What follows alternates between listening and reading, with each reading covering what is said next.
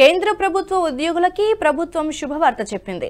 అయోధ్య రామ మందిరంలో బాలరాముడి విగ్రహ ప్రాణ ప్రతిష్టను పురస్కరించుకుని ఈ నెల 22న హాఫ్ డే హాలిడేగా ప్రకటించింది.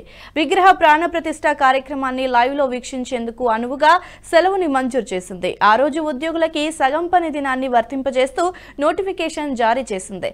కేంద్ర మంత్రి జితేంద్ర సింగ్ ఈ విషయాన్ని ధృవీకరించారు. ప్రధాని నరేంద్ర మోదీ రామమందిర ప్రాణ ప్రతిష్ట కార్యక్రమ సన్నాహాల గురించి మంత్రుల వద్ద ఫీడ్బ్యాక్ తీసుకున్నట్లుగా తెలిసిందే. ఇక మంత్రుల ఇళ్ల వద్ద దీపాలు వెలిగించి పేదలకు భోజనం పెట్టాలని ఆయన సూచించారు. ఈ కార్యక్రమాన్ని పండుగలా జరుపుకోవాలని కోరారు.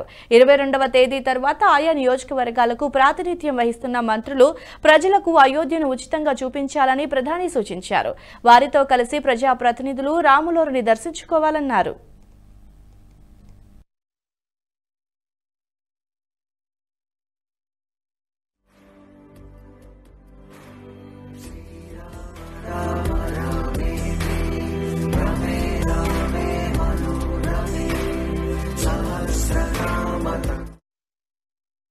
ఈ వీడియో మీకు నచ్చినట్టయితే లైక్ చేయండి, 10 మందికి షేర్ చేయండి. అలాగే కామెంట్ల రూపంలో మీ అభిప్రాయాలను మాతో పంచుకోండి. Nationalist hub group of channels ను సబ్స్క్రైబ్ చేసుకుని తెలుగునాట జాతీయవాద జర్నలిజాన్ని ప్రోత్సహించండి. ఈ వీడియో కింద ఉన్న బెల్ ఐకాన్ పై క్లిక్ చేయడం మర్చిపోవద్దు.